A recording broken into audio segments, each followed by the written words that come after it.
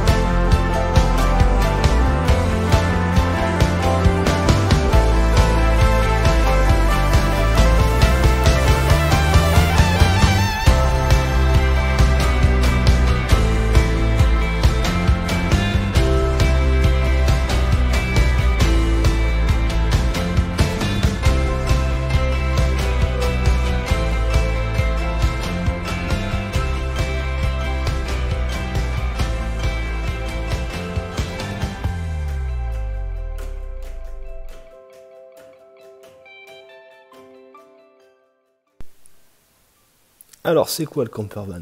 Le Campervan, en fait, c'est un rassemblement de constructeurs, d'aménageurs, d'accessoiristes, principalement basés sur les fourgons et les vannes. Mais il y a d'autres conceptions présentes sur le site. Et elles ont tout à fait leur place au Campervan parce qu'elles ont un point déterminant aussi sur la vie nomade, le voyage, les vacances et le week-end.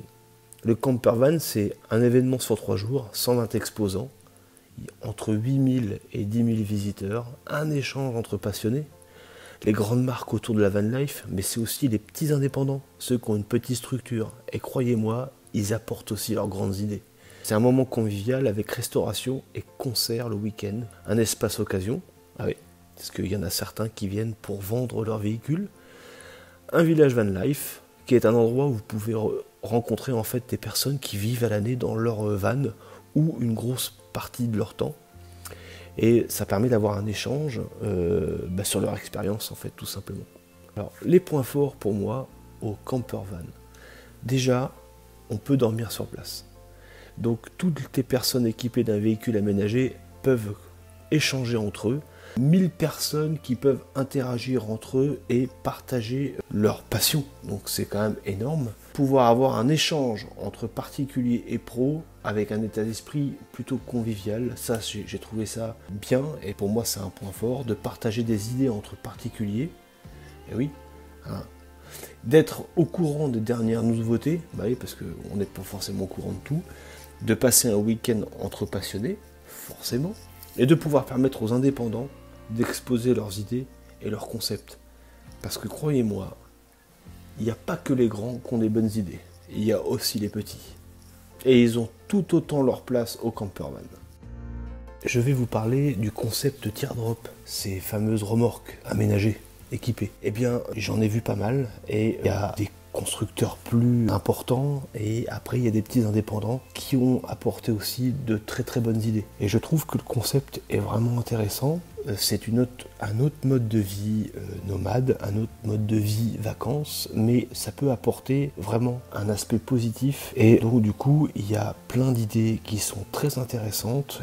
On peut rajouter sur ces remorques des tentes de toit, avec un couchage à l'intérieur, un couchage sur la tente de toit, ce qui fait quand même un espace de vie à 4 couchages pour des familles. Après, il y a cette fameuse partie cuisine à l'arrière de la remorque, qui est, ma foi, des fois bien plus grand que une cuisine dans un van, parce que là, j'ai remarqué qu'on pouvait avoir la place d'un plan de travail, et le système de l'ouverture fait en fait une sorte de auvent qui nous protège un peu de la pluie et voire du soleil. Donc le concept est pas mal. C'est un concept plus, on va dire, plus à vivre au dehors, mais on va pas se mentir, dans un van, on vit pas beaucoup à l'intérieur non plus, quoi. Voilà, donc j'ai trouvé le concept intéressant, et je peux comprendre de nos jours, dans un budget, une remorque comme ça coûte beaucoup moins cher qu'un van aménagé. Ça permet de garder un véhicule qui sert pour tout, c'est-à-dire le travail, la vie quotidienne, la vie de famille et les vacances. Et cette remorque peut rester, on peut la garder des années sans pour autant avoir autant d'usure que dans un van et autant de réparations que dans un van ou un fourgon aménagé. Et ça permet de pouvoir avoir on va dire un outil de voyage, de camping, peut-être plus long dans la durée que nos véhicules motorisés aménagés. Voilà. Et je trouve aussi que ces remorques ont la possibilité de changer les aménagements plus facilement que dans un van. Voilà. Bon, c'était ma petite remarque par rapport à ces remorques. Donc en fait, on vient accessoirement au campervan pour les aménagements de van et de fourgon. Eh bien, moi je suis resté un peu plus penché sur ces remorques aménagées et cette fameuse caravane. Je vais vous parler de mon coup de cœur. Mon coup de cœur, c'est cette caravane.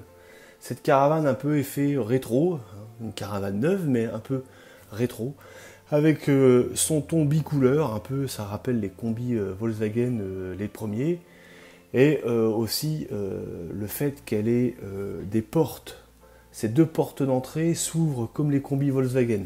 Donc je pense que ça, c'est une petite signature. Il y a aussi cette tablette à l'arrière qui donne une table rapide de mise en œuvre pour pouvoir manger, et ce auvent en plexi qui se remonte pour un peu protéger. Il y a aussi le toit relevable qui donne un lit de 2 places à l'étage. Il y a largement la place de dormir. Il y a un couchage en bas, amovible aussi, et ce toit relevable permet dans l'habitacle d'avoir beaucoup plus d'espace, et c'est hyper agréable.